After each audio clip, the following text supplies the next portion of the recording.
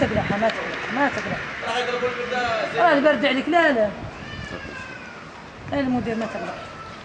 زينب الكوري بصفتي كرئيسة المرصد الجهوي للعنف المدرسي. نجذب هذا النوع من السلوكات المشينة اللي قاموا بها بعض تلاميذ من مؤسسة ثانوية الفتح التأهيلية باعتدائهم على مدير المؤسسة. هذا النوع من الإجراء هذا يعتبر إجراء إجرامي،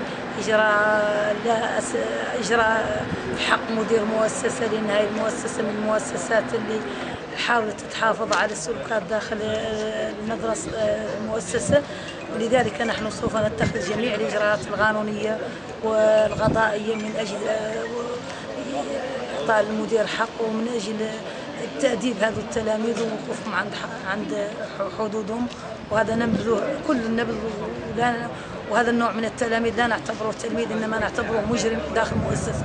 لا بد من اتخاذ جميع الإجراءات ضد نوع من التلاميذ. توقيف. شكرا.